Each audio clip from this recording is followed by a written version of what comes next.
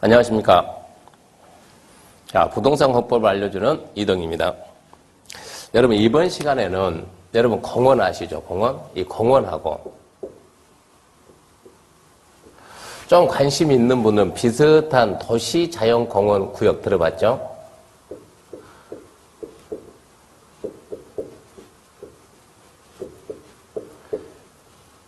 이 부동산에 관심 없는 분들은 뭐 그게 그거지.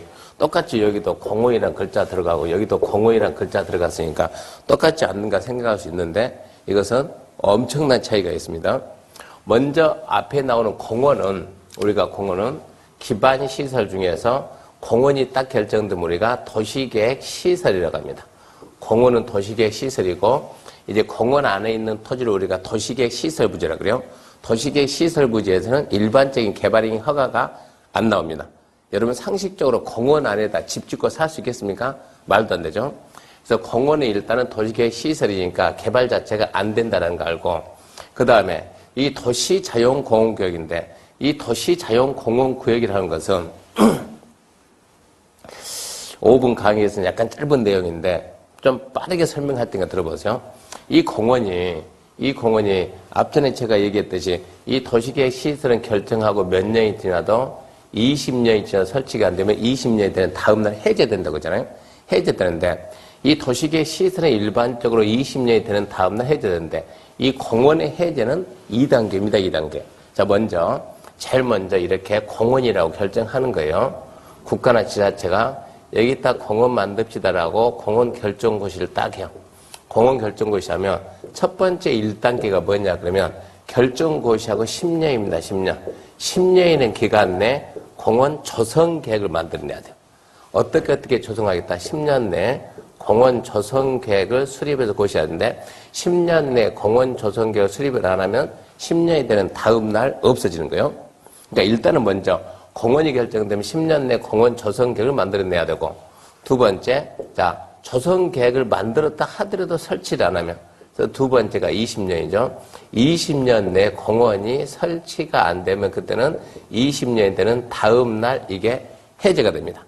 근데 해제 두 가지가 있는데 그러면 이 공원이 20년이 되는 다음 날 해제된다. 이 제도가 우리가 2000년 7월 1일 날 이 제도를 도입하고 이제 20년이면 2020년이 돼가잖아요. 2020년이 돼가면 공원이 전국에 많은 공원의 면적도 크잖아요. 이게 동시에 해제가 되다 보니까 그 전에 앞서서 이 도시지역 안에 있는 공원이 해제되면 시민들의 쉼터가 한 방에 없어진 거 아닙니까? 이걸 갖다가 국가나 지자체는 돈은 없고 공원 조성을 해야 되는데 돈은 없고 그래서 어떤 식으로 편법을 쓰는가 그러면 이거는 국가나 지자체가 약간 좀 편법을 쓰는 그런 개념인데 이 공원에서 일단 해제해 줍니다. 공원에서 해제해 주고 즉 도시계획 시설에서 해제합니다. 공원에서 해제를 해주고 그러면 이제 재산권 행사할 수 있죠. 그러면서 그 지역을 다시 이렇게 도시자연공원구역으로 지정한 거예요. 도시자연공원구역 그러면 여러분 얼른 모르겠지만은 쉽게 생각해서 뭐 생각하면 됩니까? 이것은 그린벨트 그럼 알죠? 그린벨트하고 거의 유사한 제도입니다. 그린벨트하고 거의 유사한 제도이기 때문에 이 도시자연공원구역은 그린벨트보다 규제가 사실 더 강해요. 약간 더 강해요. 그린벨트보다 규제가 강하지 약하지 않습니다. 그래서 공원에서 해제될 부분을 갖다가 공원에서 그걸 갖다가 도시자연공원구역으로 지정하게 되면 국가나 지자체 입장에서는 공원과 거의 유사한 효과 그런 혜택을 누리는 거예요. 근데 문제는 토지 소유자 입장에서는 재산권 행사가 되긴 되지만 거의 안 된다는 얘기입니다. 예를 들어서 이 토지에 대해 이렇게 자 내가 토지 가지고 있다.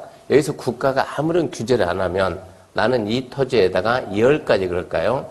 10가지 행위를 할 수 있었다. 10가지를 할 수 있었는데 국가가 여기에다가 이렇게 공원 이렇게 결정해버리면 그 중에서 단 하나도 못하는 거예요. 공원이 아닌 다른 행위를 금지시키니까. 근데 여기에다가 여기 위에처럼 도시, 자연, 공원, 구역 이렇게 지정하게 되면 그 중에서 10가지 중에서 한 가지네요. 한 가지는. 그러니까 재산권 행사가 전혀 안 되는 거 아니죠? 근데 이거 해봤자 무슨 필요가 있냐. 거의 쓸모없는 땅이 되거든요. 그러니까 국가나 지자체는 이 제도가 필요한 제도지만 토지 소유자 입장에서는 아주 안 좋은 제도죠. 근데 이거를 갖다가 우리가 토지를 투자를 한다든가 중개하는 관점에서 보게 되면 도시자연공원구역하고 공원은 무슨 차이점이 있는가? 제가 여러분이 해주고 싶은 얘기는 지금 이 얘기입니다. 자, 여기에 이렇게 지금 땅이 있다고 그럽시다. 자, 우리가 땅 가지고 있는데 이 땅이 몇 평이냐? 100평, 100평에서. 자, 100평에다 건축한다 그러면 앞전에 얘기했듯이 100평에다 건축한다 그러면 100평 곱하기 건폐율 하거든요. 건폐를 하게 되면 내가 원하는 건축 면적이 나와요. 몇 평을 짓겠다. 건축 면적.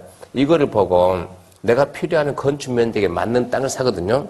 근데 이렇게 100평이 있는데, 자, 이만큼 해가지고, 여기서 이만큼 해가지고, 20평이 공원이 됐다, 공원. 20평이 공원이 되고, 여기서 이만큼 해가지고, 또 이쪽도 20평 그립시다. 여기는 도시, 자연, 공원, 구역이 돼. 여기는 도시, 자연, 공원, 구역이 여기는 공원이다.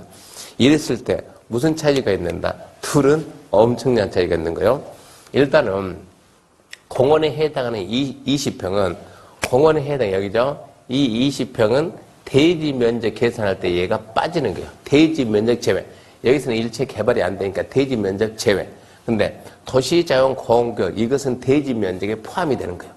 그러면 나는 원래 이 지역이 건폐율이 예를 들어서 이 지역이 건폐율이 얼마였다? 40%다. 그러면 0.4겠죠? 40%고 나는 몇 평을 지으려고 예를 들어서 한 35평을 지어야 되겠다. 35평 지어야 돼가지고 건축 면적을 최소 몇 평을 해야지?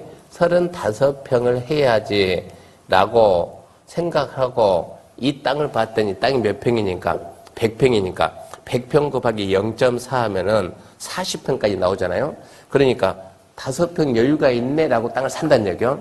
근데 문제는 실질적으로 이렇게 공원이 있고 도시자원 공원구역이 있으면 공원에 해당하는 것은 대지 면적이 제외가 되고 도시자원 공원구역은 포함은 되거든요.